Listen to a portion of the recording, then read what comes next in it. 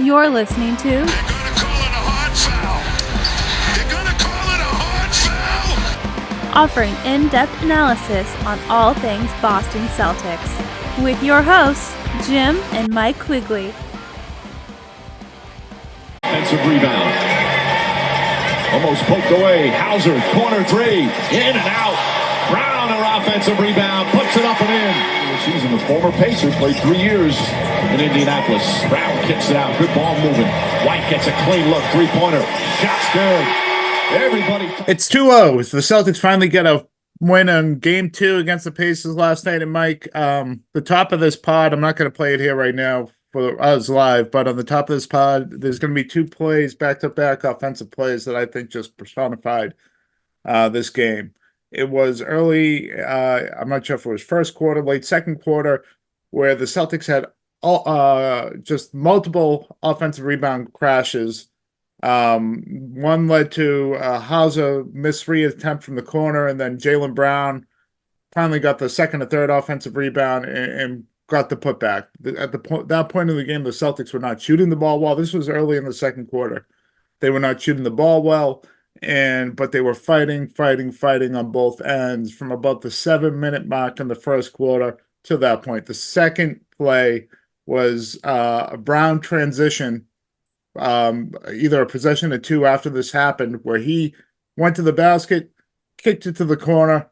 The ball touched White, Hauser, and eventually, Holiday White, eventually got to White's hand, and he hit a 3 from the foul line extender. Holiday, Hauser, White, it went, I believe.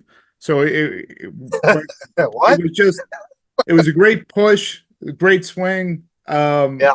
And they hit the 3, and I just felt like they pushed the ball all game long. They played hard all game long. There were spurts in this game where Indiana, gave them some scare and gave them some trouble. But the bottom line is, I thought, Mike, this is where I was trying to go with it before I fumbled all over myself, is I thought this was their most impressive win of the playoffs. And I'll hand it over to you from there. Jimmy, you're trying to be LeBron James at the podium, remembering every play of the game, and you screwed that up. And I just watched it 2 seconds ago. So it shows you how well my memory is. Listen, man, not all of us can read Mockingbird books on TV for everybody to see and then remember every aspect of the game like the brilliant LeBron James, okay? Yeah, when he's on not all of us 5. have that talent. Yeah. I agree. I mean, like in the first half, there were probably like 8 out of 9 guys trying really hard on the Celtics, and one guy who looked like he was on vacation. In the second half, they were all working hard. Yeah, in the second half, they were all working hard. I think I was texting you. It's impressive that the Celtics are up at 6 at halftime when it's 6-on-4.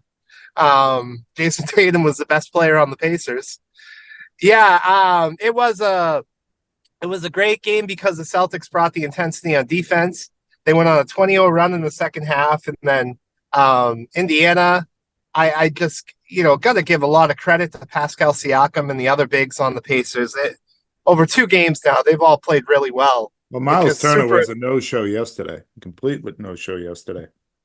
Yeah, but I mean, the shooting is just super efficient across the board with those bigs. And they got the Pacers back in the game, specifically, obviously, Pascal. And so I was nervous at halftime because the Celtics didn't close that quarter, similar to game 1. And I was thinking to myself, well, they can't pull this one out like game 1. They have to come out with that defensive intensity again the second half, and they did. And it wasn't just the starters with the defense. I thought we saw really great defensive effort from O'Shea Brissett when Cornette went down. And Sam Hauser's offense is still not here, but I thought Hauser's defense was much better. So across the board, for me, the offense is the offense, but I think the story of the Celtics all season has been when the defense is showing up and the effort plays are there, everything else kind of comes together. And I felt like that's what we saw last night was really the best of Boston in the second half was just real defensive intensity. As you mentioned, crashing the glass, really on both ends of the floor. I feel like there were moments where Indiana beat them up on the offensive glass, but for the most part, the Celtics controlled the glass, controlled the style of play as far as physicality. I thought the Celtics brought it.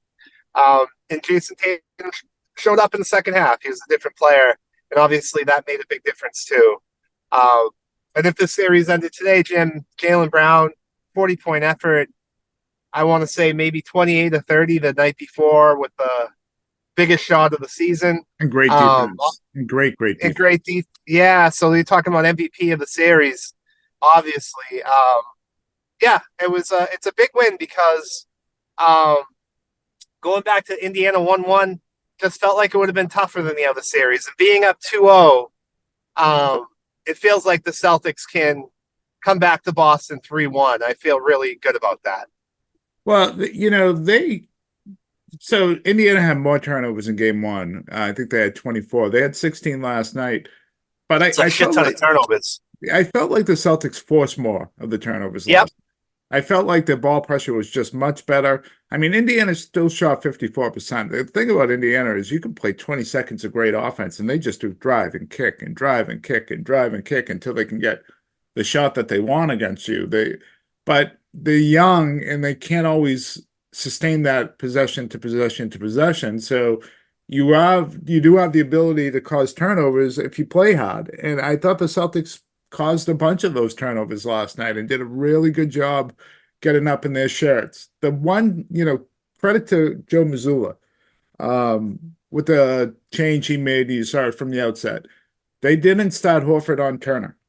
They actually, I think it was either Tatum or Brown. They started off on Turner, and Horford went on to Siakam. Now, Siakam had a big night, but Indiana was not able to really hammer them with the drop coverage and taking advantage of the Celtics switches because Siakam isn't as much of a threat from the three-point line as Turner is. He can hit him from out there, but Turner is really not a guy that's gonna. I mean, Turner's more of a guy that's gonna live out on three. Siakam wants to get to his mid-range. Al can contest that. And make life a little bit more difficult, and they'll live with Indiana settling for Pascal Siakam's mid-range game. They just will, even if he shoots it at a clip as he did last night, knowing that they can keep the pressure on these guards and not have to worry about that switch as much as that they have with Turner. So that was a great adjustment. The other adjustment they made is with McConnell, they put their big on him, knowing, that he's not really an outside shooting threat. So they either had a forward or they had their center on McConnell, and they just dropped off him. Now, he hit that 1-3. But outside of that, he was really pretty much a non-factor in that game with his penetration. When he tried to penetrate, there were not really openings there. There weren't passing lanes because the size he had to match up with on his drive. So they really countered Indiana well to start the game with what they did defensively and the changes they made. And kudos to the coaching staff for coming up with that. I thought Indiana struggled with that. And I thought the Celtics took advantage of it. I look at this game and I try to project the rest of the series, and this may come back to Boston for a game 5. Because Indiana is so good at home, and I think it probably will. But if the Celtics play with this type of physicality and they play with this type of intensity and they hit the glass like they did, this should still be a short series. It should go no more than 5. They really do have a chance to sweep these guys. And the other thing I think they did unlock, Mike, and this kind of happened by accident because unfortunately Luke Kornet got hurt, and the fact that he didn't come out of the locker room at all, I don't think is a great sign. Siakam whacked him pretty hard on a pass attempt that led to a turnover early in the second quarter. They went small, and O'Shea Brissett really brought some energy for them. He continued to rebound the ball well, as he always does, and they were able to deal with Indiana's constant motion on offense a little bit better than they had been with Kornet not being out there. And I think you can do that against Indiana because the backup bigs are not huge. They're pretty athletic, but they're not huge, and then they're not going to kill you. And even Miles Turner isn't your typical big that I think is going to look to post you up and try to take advantage of you that way. I mean, maybe they try more of that after seeing what the Celtics did in game 3. And I think the Celtics would be fine with that if they decide to do that. So, couple of just really nice decisions by Missoula. One was obviously a planned decision going into the game with how they attacked Indiana defensively. The other one was kind of an opportunity when Cornette went down and Brissett came in, and we talked about that on the pod the other day about how Brissett could be a guy to play in this series. So I look at this game and I think let's talk about Tatum some more, and I'll give that over to you. But I was just really pleased. I was pleased with the effort. I was pleased how they came out. And you and I were texting back and forth early, late in that first quarter that they were the better team. They just weren't making shots. And all of a sudden they started making shots and the game was essentially over. Jim, I would fully expect the Celtics coming off a blowout in game 3 that they're not going to show up. And that's why this series will go at least 5. But we'll see. Maybe they'll bring the same intensity as they brought in game 2. And it's nice to see the Celtics win a game 2, right? How about that? I know, it hasn't happened.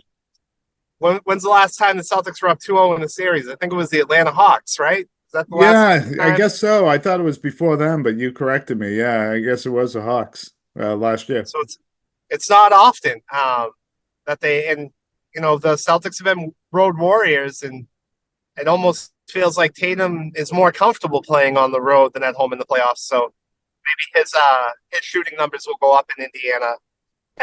I mean, Tatum just let his shooting impact the rest of his game. And I'm not a huge fan of Doris Burke, but I think she was correct. His body language wasn't good. Mm-hmm. He wasn't defending at a high level. He wasn't involved in the first half. He only had 2 rebounds, which all playoffs he's had a ton of rebounds. He didn't have assists. There were possessions, I think, to end the first half, we went 5 straight possessions where he didn't touch the ball.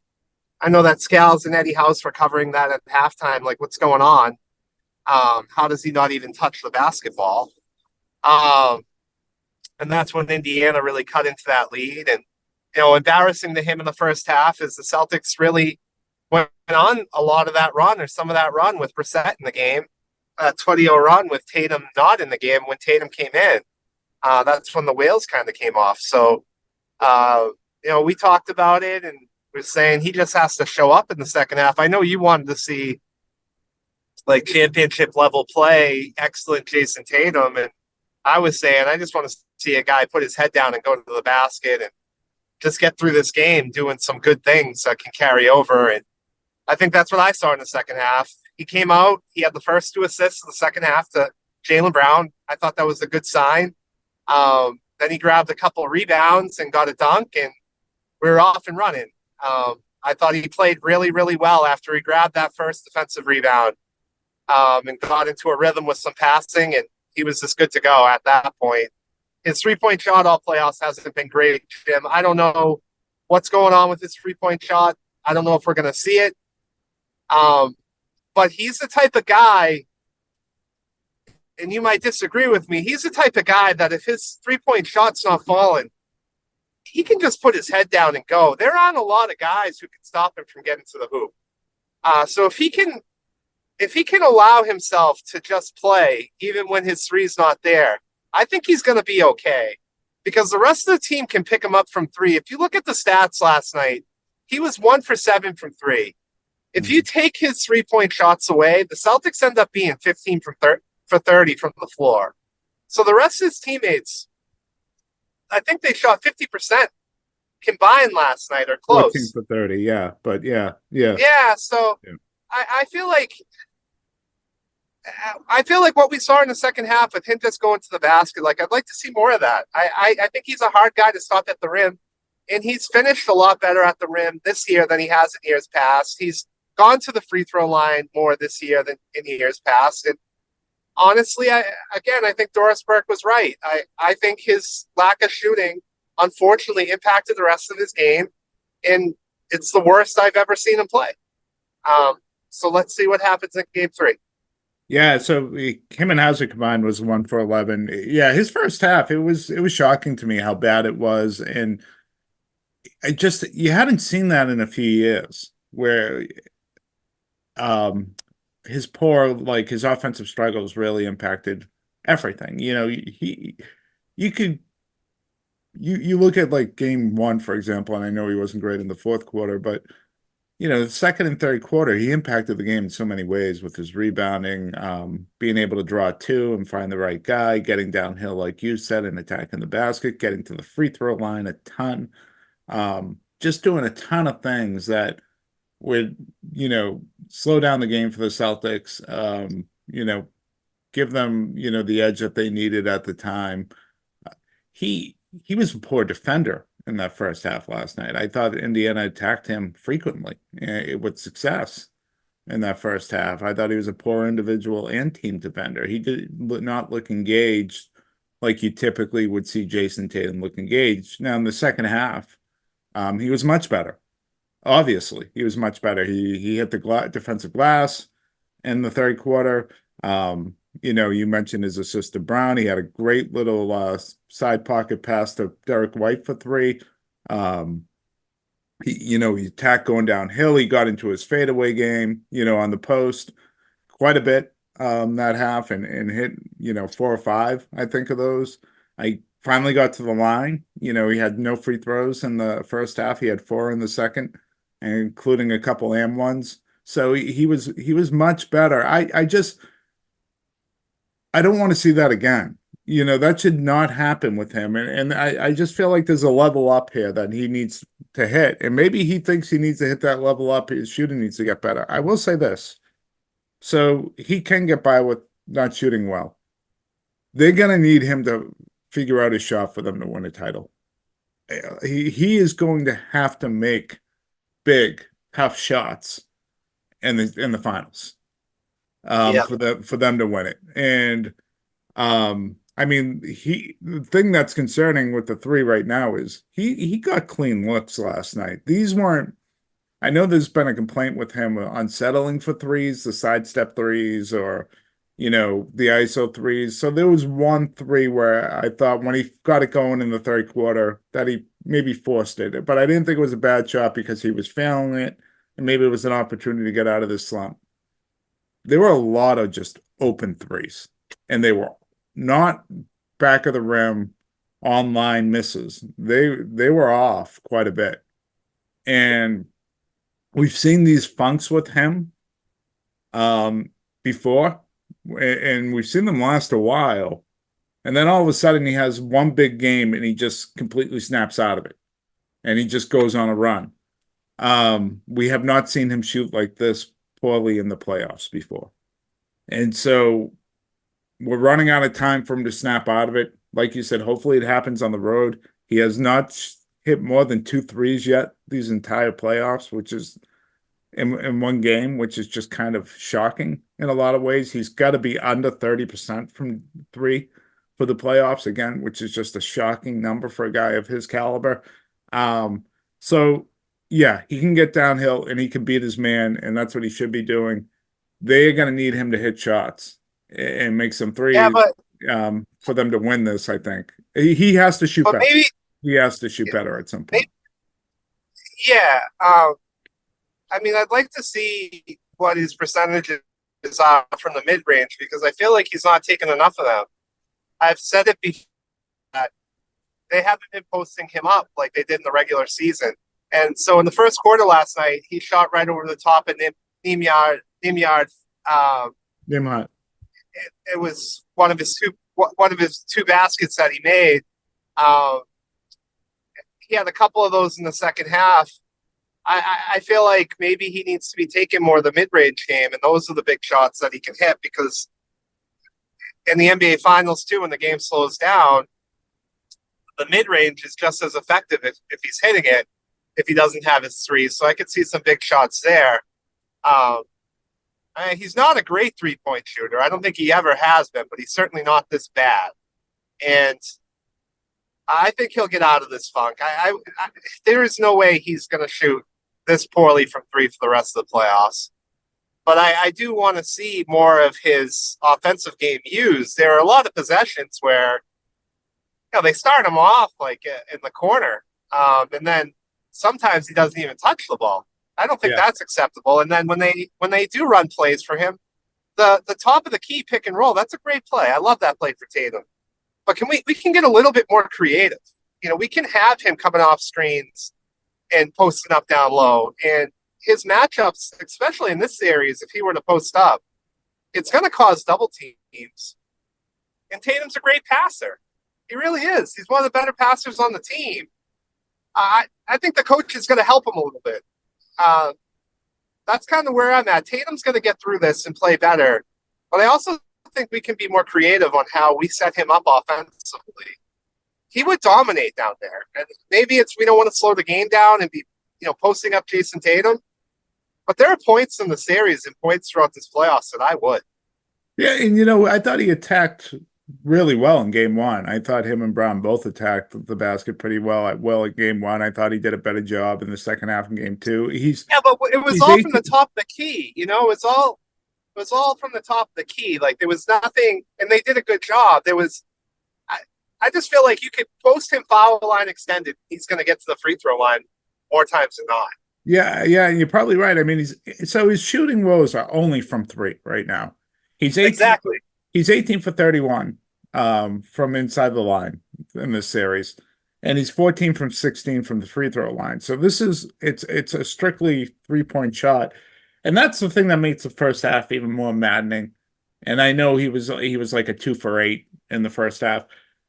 The shooting shouldn't affect everything else because there's other aspects of his offensive game that are fine.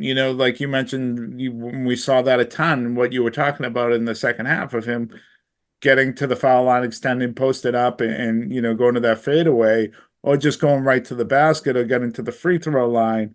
That's what made it so inexplicable. We've seen in the past early in his career where the 3-point shot would be lost and he couldn't finish at the rim. It was like a combination of the two. That's not the case here. That's why you watch that kind of engagement in the first half. It was surprising. Guys have this happen, but he needs to level up. He really does. He needs to level up, and we need to see just a consistent all NBA effort from minute 1 to minute 48 going forward. There's at most right now 9 games left. At most. I don't want to. And I don't want to keep bringing up it. I don't want to keep bringing up LeBron James on this pod, but I think there's parts of his game from like the best, like early versions of LeBron winning with Miami and Cleveland that Tatum could bring into his game in these playoffs. LeBron was an efficient 3-point shooter because he took the open looks. But when he had guys up on him, when he was at his best during those championship runs, he was posting up and just driving to the basket over and over again. And Tatum doesn't have LeBron's body, but he's close. It's like the closest. He might be the closest in the playoffs to that kind of guy. I don't know of the remaining teams outside of Jaden McDaniels and Anthony Edwards, if there are a lot of guys that can stop Tatum from getting there. Like Tatum, like moving forward now, can really dominate the paint. And if he does that, honestly, I think the Celtics can win with him going 2 for 8 from 3, 3 for 9 from 3. If he's dominating down there, the Celtics can win because they can just continue to go to that. And he's such a good passer that when they clog the lanes, he's surrounded by more shooters than anybody else in this series. The Celtics surround him with so many shooters, and Tatum's such a selfless player that when he's locked in, he finds them. So I agree with you, Jim. Like, he can't allow his 3-point misses to impact the rest of his game ever again. Like, level up and do other things. If he ended with 8 points in the first half last night and 6 rebounds and was playing tough defense, I don't think people would have been talking about Jason Tatum's not involved. The discussion would be like, oh, man, he's playing so hard. Where's his 3-point shot? Yeah. And that's different. I thought the discourse around him for the playoffs was silly.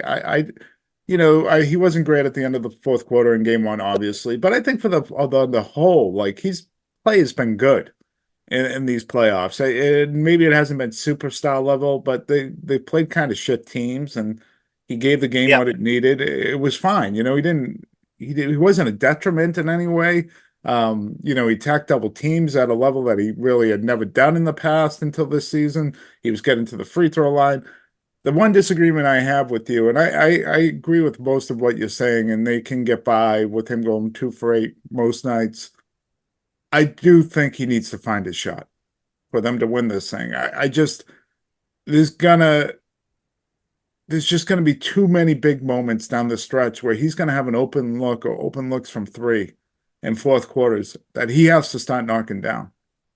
And you miss those against Minnesota, or you miss those in a close game against a team with Kyrie and Luka, you're going to pay. You're going to pay in a severe way. He needs to match big shot for big shot eventually, and he needs to find it. So hopefully he does, because I hope to. Otherwise, I really hope I'm proven wrong and they win in spite of that. But I don't know if they can. I think he needs to find that either better percentage or hitting in the big moments, or hitting them in the big moments. Yeah. And I think he'll find it if he doesn't press. He started pressing in the first quarter last night. I was texting you like, he's got an entire game left. Why is he already look like a deer in headlights? Like, what's happening with this guy? Like, he doesn't have to do the side step three. He doesn't have to do it for the entire series against Indiana. That doesn't I don't think he did that last night. That was the thing that was so kind of frightening about his shooting. They were like wide open looks, and he wasn't close. Yeah, I think he's gonna hit a. I think he's gonna hit the wide open looks. I do. So. I got a question for you, Jim, because I don't know how severe Kornet's injury is. I do think it's concerning if it's severe, because the Celtics are pretty small now. Yeah, I don't. small. It doesn't impact them much against Indiana, but the next series it certainly would. Yeah. Joe Mazzulla the ESPN crew made some comments about Joe Mazzulla's reaction to Woj's report that KP's coming back for Game 4. Obviously, you've alluded to me off the show, that Woj doesn't just come up with these things. Mazzulla is probably not sharing everything, but say KP isn't great, and say he comes back and he gets hurt again. Can they win without him? It becomes really hard. You look at the size of both Dallas and Minnesota, and that becomes really daunting without KP, I think. So I think they need him. They just need him to match their length and size and a threat at the rim. I think the fact that Woj came out with that report, he's not coming out on the pregame show before the Eastern Conference Finals with a report like that, unless he believes it's really, really solid.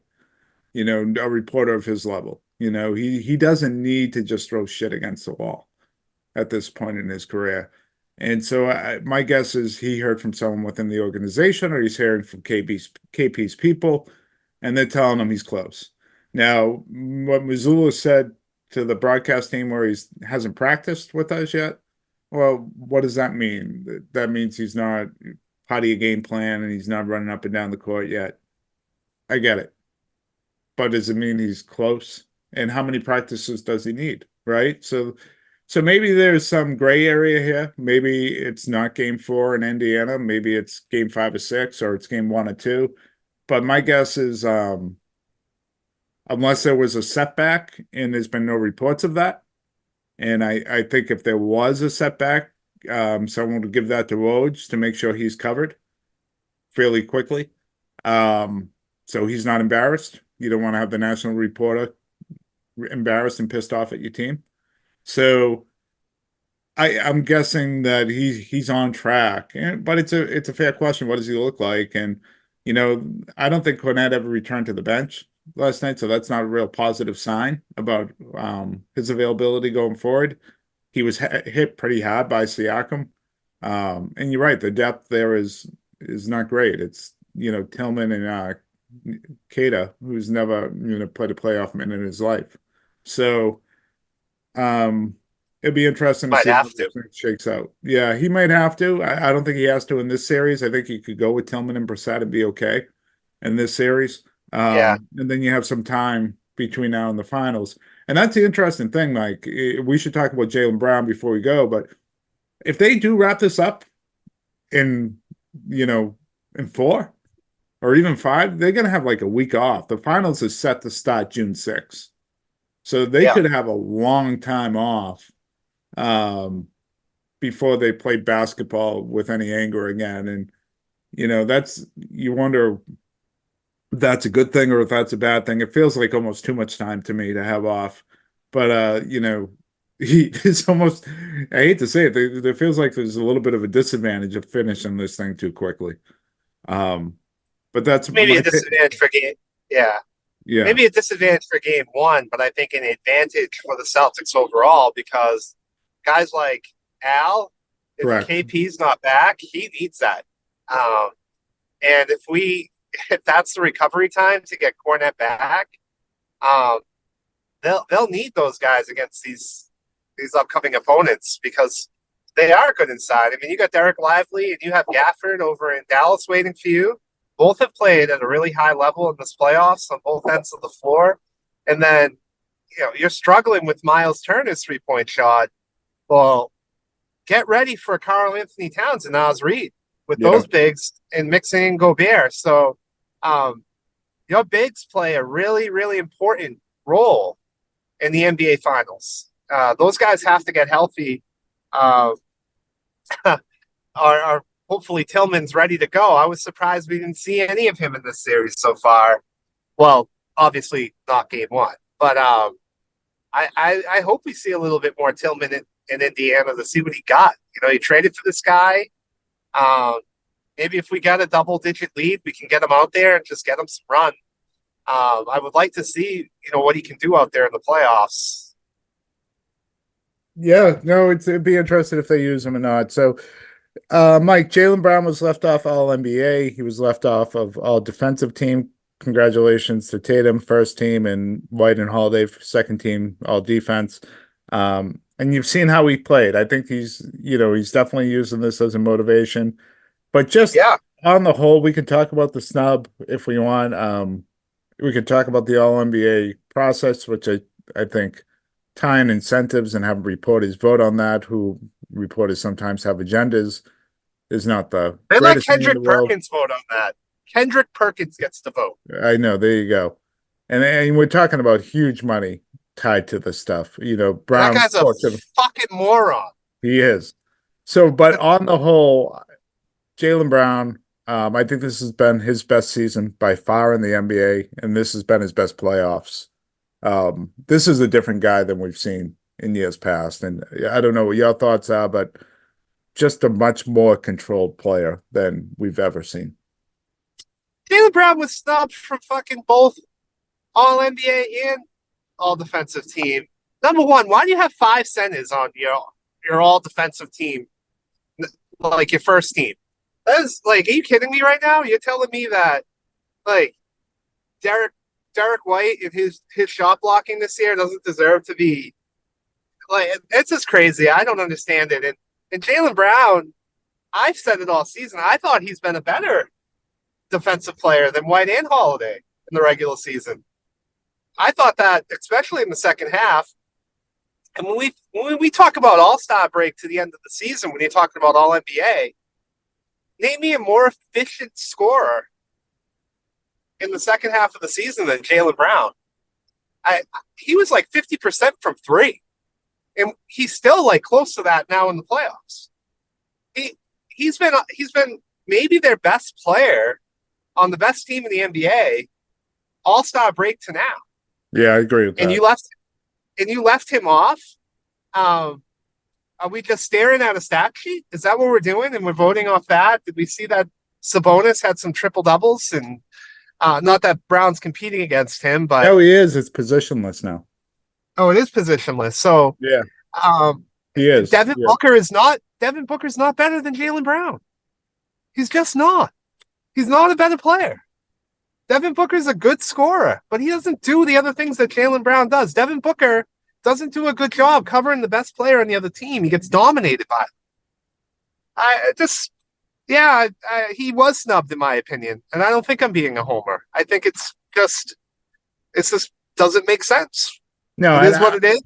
I don't know how you can have two Lakers and two Suns and the team with the best record in the NBA by a wide margin get penalized for that essentially because they have a lot of good players. And Brown had the season that he had. And you're right about his defense. You know, he covered the best players, especially in the biggest moments on the other team over and over and over again this season. And you saw him last night late in the second half. He took on Siakam. So it really is maddening. But I think for us fans and the Celtics, I don't know. That seemed to be a little bit more out of incentive on how he's going to approach things. And so that's maybe not a terrible thing. Yeah, and his post-game comments were pretty awesome. Yeah. I'm 2 games away from the NBA Finals. I don't give a fuck. Yeah, I know. It was pretty good. All right, so what do you expect, Mike? Let's close this out and then, maybe hit quickly on the Western Conference and we'll finish up the pod. So what are you expecting going back to Indiana? Is this coming back to Boston?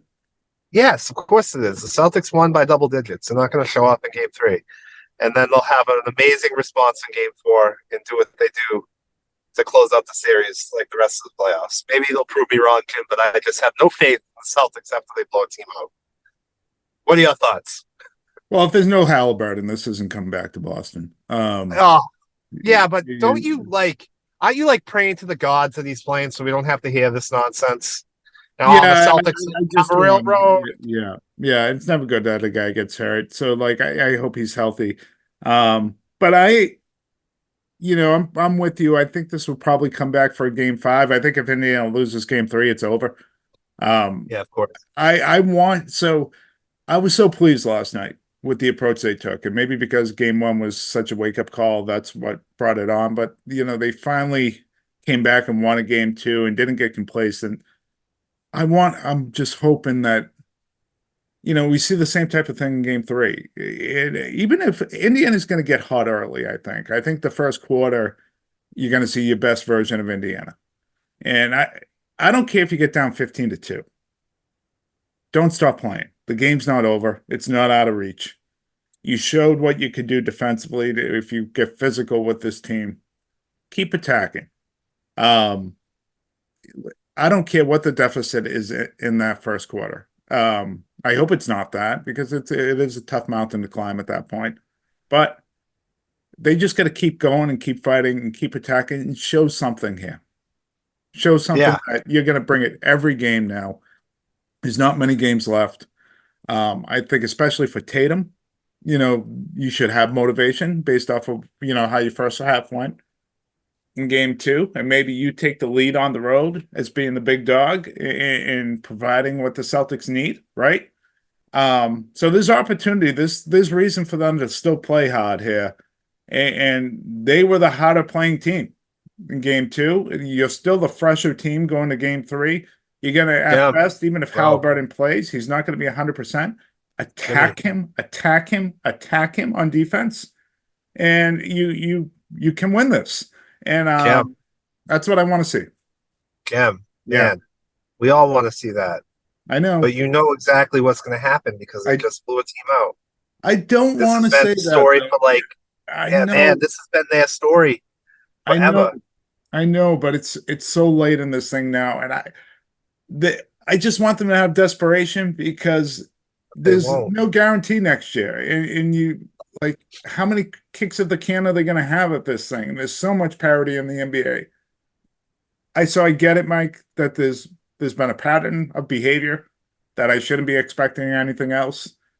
But I think the stakes are so high for this team this season that I just want to. I'm holding out hope, I guess, that we're going to see something different.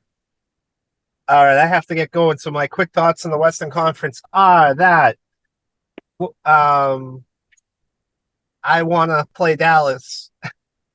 That's what I want.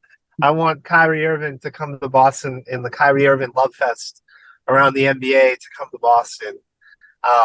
It's quite the storyline, in my opinion, that the Celtics would have to overcome Kyrie Irving to win their first finals with this team. Well, But it's just I a much don't better matchup for them too. It's it's night and day the matchup for the Celtics between Minnesota and Dallas.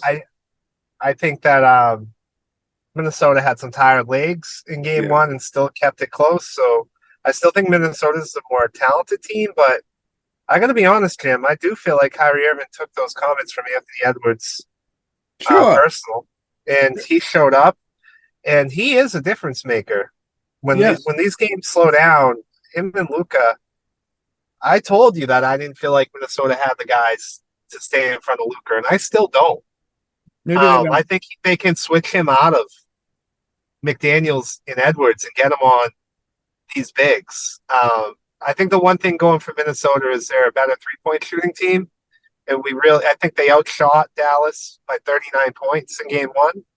So that's really concerning for Dallas, but I do give Dallas a shot. I think Dallas has a chance here. I wouldn't count them out. Absolutely have. They won game one. They have a real shot to win this series. It's not the worst matchup in the world for them. I think they can attack Rudy Gobert in that drop coverage all day, every game. Like they did get into look at how easily Kyrie got to the basket.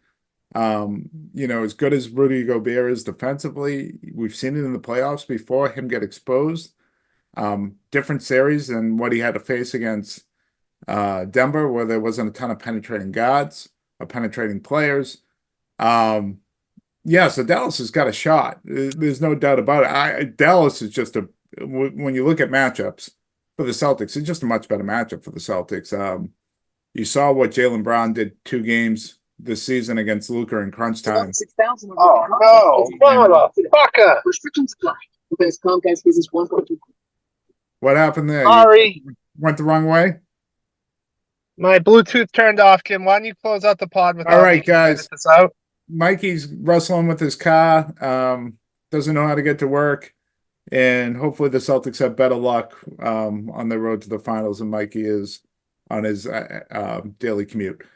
All right, we'll talk to everyone soon. All right, Jim. Next pod, try to memorize the plays again. You'll do a better job.